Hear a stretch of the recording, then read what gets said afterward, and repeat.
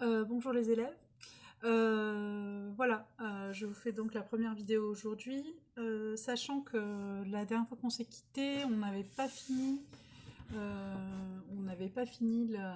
partie sur la Grèce antique, et qu'il vous restait à faire un croquis sur dorique, ionique et corinthien. Il me semble qu'on avait dessiné les chapiteaux, mais je suis pas bien sûre, faudra que vous me confirmiez qu'on avait juste dessiné les chapiteaux. Donc moi je vous mettrai en lien sous la vidéo un document que vous pouvez, enfin, ou en ligne, je sais pas, un document à partir duquel vous pourrez faire un croquis pour terminer la Grèce antique. Donc juste ce croquis-là. Et donc là, je vais vous faire un petit topo sur la Rome antique, sachant que la Rome antique, c'est un cas qui est un petit peu particulier, puisque vous savez que là, le thème qu'on est en train de traiter, on parle essentiellement d'architecture sacrée, et qu'ici, sur la Rome antique, c'est un petit peu à part, parce que les Romains euh, vont surtout énormément développer l'architecture civile, et que finalement, tout ce qui va se passer en termes d'architecture sacrée, c'est assez proche de ce qu'il y avait déjà dans la Grèce antique. Mais ils vont nous offrir un héritage qui est très très important, et c'est ce qu'on va appeler la basilique. Donc moi, le petit topo que je vais vous faire aujourd'hui, c'est pour vous parler des basiliques. Et en gros, je vais vous faire une première partie sur ce qu'il en est de l'architecture civile dans la Rome antique, et puis une deuxième partie vraiment sur le forum romain, rôle des basiliques, et ce que ça va être comme héritage qui est très très important pour le développement qui va suivre sur l'architecture sacrée. C'est-à-dire qu'on va prendre un bâtiment civil, la basilique, et on va le faire glisser dans de l'architecture sacrée, puisque à la période romane, on appellera une église une basilique. Donc voilà. Donc il y aura deux grands temps, un premier temps sur l'architecture civile et un deuxième temps sur vraiment les forums romains et la basilique. Voilà, alors juste pour une petite intro, si vous avez quelque chose à mettre en intro, c'est que le cas de... Quand on parle de Rome antique, quand on parle de la Rome antique, c'est un cas qui est assez particulier, puisque vous savez que la Rome antique a un territoire qui est extrêmement développé. Donc on est sur tout le bassin méditerranéen, on monte quasiment jusqu'en Écosse. Donc on a un territoire qui est colossal. Et s'il y a vraiment une caractéristique des Romains, c'est de leur capacité à assimiler des influences qui viennent aussi bien du nord de la Gaule que du bassin méditerranéen en Égypte, et aux frontières du Moyen-Orient. Donc on a des influences qui sont très très diverses, et on a un territoire qui est très très très développé, d'accord?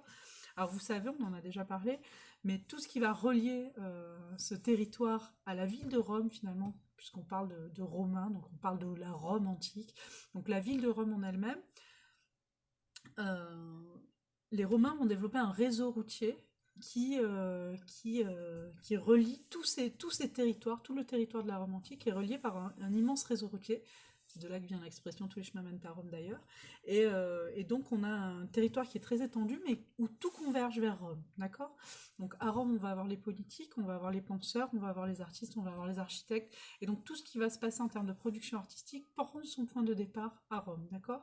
Donc sur ma deuxième partie sur le forum romain, je vous parlerai essentiellement de la ville de Rome. On va vraiment parler du cœur de la ville de Rome. Enfin, pour tout d'ailleurs, on va surtout parler de la ville de Rome à proprement parler, et pas de tout le territoire romain, d'accord? Voilà, donc si vous devez donner un contexte, vous pouvez marquer que le territoire romain est un territoire qui est extrêmement développé, voilà, que c'est une civilisation qui va durer quasiment, on va dire 10 siècles, de moins 500 à 500, jusqu'aux invasions barbares en fait. Donc la chute de Rome, c'est 500, retenez 500, la chute de Rome. Euh, voilà, voilà, qu'il y a plusieurs temps dans l'histoire de la Rome antique. Il y a les rois, il y a la République et il y a l'Empire. Et voilà, et surtout qu'on a un territoire qui est très très étendu. Euh, et voilà, que c'est une civilisation qui a un très grand pouvoir de synthèse, d'accord? Donc on va avoir quelque chose de très riche. Donc dans la ville de Rome, on va avoir une des plus grandes mégalopoles de l'époque, et on va avoir un développement de l'architecture civile qui est colossal, avec énormément de bâtiments qui sont au service du public, aussi bien en termes de voirie qu'en termes de spectacle, qu'en termes de bâtiments du type bain, aqueduc, qui vont servir à la vie de tous les jours.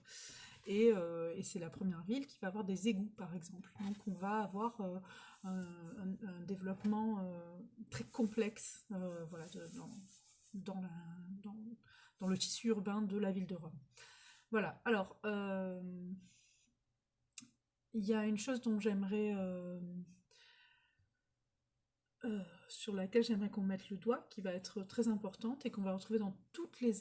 Bon, ça c'était pour l'intro, donc vous pouvez essayer de faire un petit résumé de ça, c'est-à-dire qu'on a un territoire qui est un petit peu... Voilà, sur l'histoire du territoire. Et vous pouvez mettre en petit 1, on va parler des origines, parce qu'il y a des choses qui sont communes à quasiment tous les bâtiments qu'on va retrouver dans la ville de Rome. Il y a un vocabulaire architectural qu'on va retrouver partout, et ce vocabulaire architectural, euh, J'ai trouvé ces résultats. ah, donc c'est Google, Google qui se lance parce que je suis en train de parler. Le vocabulaire architectural qu'on va retrouver partout, c'est la technique de l'arche et de l'arc plein cintre. D'accord. Les voûtes et les arcs plein cintre, c'est une technique de construction euh, qui vient des Romains, et ça va être les premiers à utiliser cette technique-là, et qu'on retrouvera à la période romane ensuite. D'ailleurs, c'est pour ça qu'on dit période romane, c'est à la façon des Romains. Et donc cette voûte, c'est le fait d'utiliser euh, c'est le fait d'utiliser une structure qui soit une structure ouverte, c'est-à-dire que en gros on structure le bâtiment par des grandes percées, et ça va permettre la circulation des foules. C'est-à-dire qu'on fait, en gros, la structure de fabrication du bâtiment n'est plus limitée à des murs, et on va faire des grandes voûtes et des grandes arches, et grâce à ces arches, on va réussir à faire des bâtiments dans lesquels les foules circulent. Voilà, alors euh,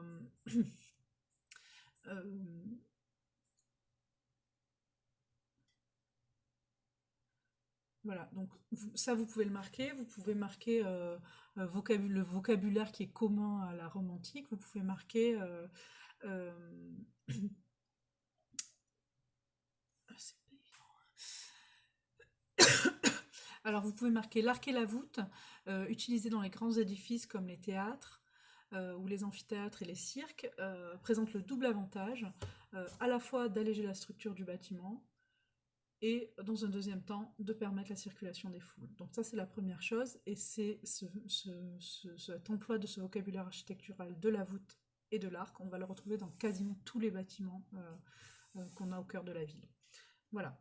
Alors, vous pouvez marquer un petit 2, et ce petit 2, je vais juste vous faire une énumération de tous les bâtiments qu'on retrouve dans Rome, parce que c'est un développement qui est colossal. Et voilà, donc le type de bâtiment qu'on va retrouver. Alors notamment, on va retrouver énormément de temples, là, qui sont directement en héritage des Grecs. Et donc dans ces temples, notamment, on a des temples qui sont un petit peu différents. Notamment, on a les temples qui servent à accueillir, dans lesquels vivent les vestales qui sont des, euh, des communautés de femmes qui ne sont pas vraiment des moines, qui ne sont pas vraiment des prêtresses, mais des femmes qui doivent rester vierges et auxquelles on apprend l'art de la poésie, l'art de la chanson, l'art du chant, l'art de la musique, les arts de la danse, les arts de la... enfin voilà, donc les Vestales, c'est des espèces de demi-divinités qui vivent dans des temples, enfin dans des sanctuaires en fait, au cœur de Rome, et qui font un peu la grandeur mystique des Romains. Voilà, donc on a énormément de temples, on a des bibliothèques, on a des thermes. Hein, les Romains accordent beaucoup d'importance à l'hygiène, c'est une des premières civilisations qui va accorder cette importance à l'hygiène. Donc on a des thermes, les thermes c'est les bains publics, hein, voilà, qui peuvent être très très grands, jusqu'à 40 000 mètres carrés, donc c'est des très gros bâtiments, très grosses structures. On a des théâtres, on a des cirques aussi, des amphithéâtres, et on a des nomachis. Alors les nomachis, c'est des lieux qu'on remplissait d'eau, donc des immenses arènes qu'on remplissait d'eau, et dans lesquelles on faisait des batailles navales, grandeur nature en fait. Voilà, donc il y a une très grosse mécanique, et aussi qui va être très important dans l'architecture civile romaine, c'est l'eau, la circulation de l'eau pour les égouts, pour les bains, pour les nomachis, pour les fontaines. Voilà. On a aussi des grands marchés, le grand marché de Trajan, donc des grands marchés qui sont des énormes bâtiments dans lesquels on circule, on peut circuler, dans lesquels il y a une très grosse activité dans la ville. Et voilà, et puis ensuite il va y avoir des ponts, des routes, plutôt des voies, des choses qui vont permettre de circuler. Voilà, alors il faut savoir que dans Rome, on n'a pas le droit de circuler de jour, et que donc toute l'activité de circulation se fait de nuit. Donc tous les commerçants, toute la circulation de commerce ne se fait que de nuit. Il n'y a que les, que les véhicules officiels qui ont le droit de circuler, à l'intérieur de la ville, parce que sinon ça faisait une circulation trop dense. Voilà, et d'ailleurs c'est c'est vraiment la rue à la romaine, c'est un héritage qui est très important dans nos civilisations occidentales, puisque c'est les premières rues qu'on va avoir vraiment avec une circulation de véhicules au centre et des trottoirs sur les côtés. Hein, c'est aux Romains qu'on doit les trottoirs. Voilà. Alors, voilà, donc ça c'est pour tous les bâtiments qu'on va retrouver dans Rome. Alors je ne vais pas vous les redire. Ah oui, et très important, les aqueducs qui permettent la gestion de cette eau. Alors je ne vais pas vous les redire, hein, vous mettrez pause pendant que je parle, si je veux vraiment que la vidéo elle fasse 20 minutes. Voilà, et donc je voudrais vous parler des forums. Donc vous pouvez mettre un grand 2, enfin voilà, un grand 2, et vous marquez les forums. Alors les forums romains, c'est un lieu dans lequel on va réunir plusieurs bâtiments civils, c'est-à-dire que dans un forum romain, on va retrouver des temples, on va retrouver des basiliques, on va retrouver des amphithéâtres, on va retrouver aussi des grands bains, une architecture militaire aussi. Voilà, donc en gros, un forum, c'est des marchés. Un forum, c'est un ensemble de bâtiments qui sont des bâtiments civils. Donc c'est des grandes esplanades sur lesquelles on va faire cohabiter plusieurs bâtiments. Et donc le forum, c'est vraiment le cœur de la ville, c'est le cœur de l'activité de la ville. Et chaque roi, chaque empereur qui va passer derrière les uns avec les autres, ils vont agrandir les forums ou vont créer de nouveaux forums dans toute la ville de Rome, où ils vont agrandir les premiers. Et donc on va avoir comme ça une espèce de prolifération de ce type de lieux qui reviendrait un peu à l'agora romaine, si vous voulez, c'est-à-dire c'est le lieu, c'est la place publique où tout se passe. Alors ce qu'il va y avoir comme bâtiment qui nous intéresse énormément dans ces forums, c'est la basilique. La basilique, je vous mettrai un petit lien sous la vidéo pour voir des images de basilique. La basilique, c'est un bâtiment qui est extrêmement important, la basilique romaine. C'est un bâtiment qui est multifonction, donc vraiment je vous encourage très très vivement à aller voir les liens que je vais vous mettre sous la vidéo. C'est des bâtiments multifonctions qui vont permettre de... Alors là, comment faire sans dessiner au tableau? Donc c'est des bâtiments qui ont une base rectangulaire avec une abside au sommet. Donc une abside, c'est un arrondi comme ça au sommet. Et c'est des bâtiments qui ont pour but d'accueillir des foules. Alors on s'en sert de marché, on s'en sert pour les réunions publiques, on s'en sert pour les réunions politiques, on s'en sert même pour les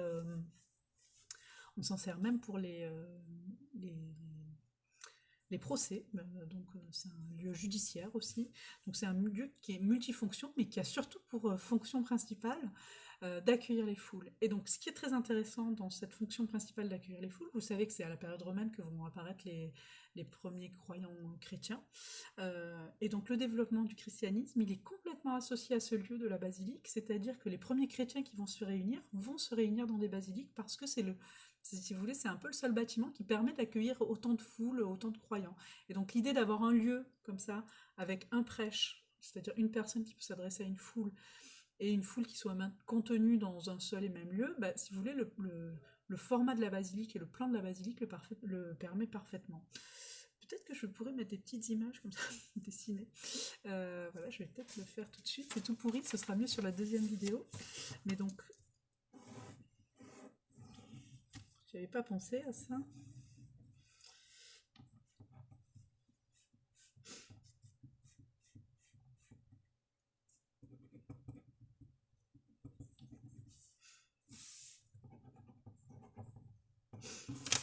Donc en fait, c'est des bâtiments qui ont cette forme-là. Donc vous voyez que la partie arrondie, là, c'est ce qu'on appelle l'abside. Et la partie centrale qui sert à accueillir les foules, c'est ce qu'on appelle la nef. Donc ça, c'est vraiment sur ça que va se développer le plan des futures églises et des futurs bâtiments chrétiens, en fait. Et de tas d'autres bâtiments religieux de religions monothéistes. Donc on a un espace dans lequel on accueille les foules et un deuxième espace dans lequel il va se passer une action, en fait. Donc à la période romaine, c'était pas une action de prêcheur religieux, mais c'était pas une action de prêche, mais c'était une action quand même où on avait quelqu'un qui s'adressait à une foule. Et donc c'est pendant la Rome antique que les chrétiens vont commencer à se réunir dans ce type de bâtiment. D'accord. Voilà, donc ça c'est ce qu'on appelle les basiliques, et on retrouve de nombreuses basiliques dans Rome qui n'avaient pas encore des fonctions religieuses et qui vont être un héritage direct. Alors à l'époque, les basiliques étaient ouvertes sur les côtés, très souvent, non, pas toutes, mais très souvent elles étaient ouvertes sur les côtés, avec la technique de la voûte dont je vous ai parlé tout à l'heure et la technique de l'arc plein cintre dont je vous ai parlé tout à l'heure, ce qui fait que c'était des bâtiments ouverts, ce qui sera beaucoup moins le cas des premières basiliques romanes, les premières églises romanes. Voilà, donc ce que je voudrais que vous reteniez, c'est ça, c'est-à-dire le bâtiment qu'on va aller emprunter directement aux Romains, c'est cette basilique, c'est un espace qui est réservé à accueillir les foules. Voilà, bon, ben, je crois que c'est tout. Alors maintenant, je vais m'atteler à essayer de mettre des liens sous la vidéo. Si j'y arrive pas, ben, je ferai autrement. En tout cas, là, vous avez une première base. Vous pouvez ralentir, arrêter, faire pause. Vicky, tu peux faire une petite sieste, tu vois, tu mets pause et paf, tu me remets derrière. Ça va être hyper pratique pour toi, tu vois, je trouve. Voilà, ben je vous dis à plus. Et puis, j'essaie de mettre les liens dessous. Et si j'y arrive pas, je vais juste mettre des choses qu'il va falloir que vous alliez à regarder. D'accord. Voilà, ben, je vous dis à bientôt en espérant que c'était pas trop long. Je suis à 16 minutes, 17 minutes. Voilà, parfait. Allez, à bientôt.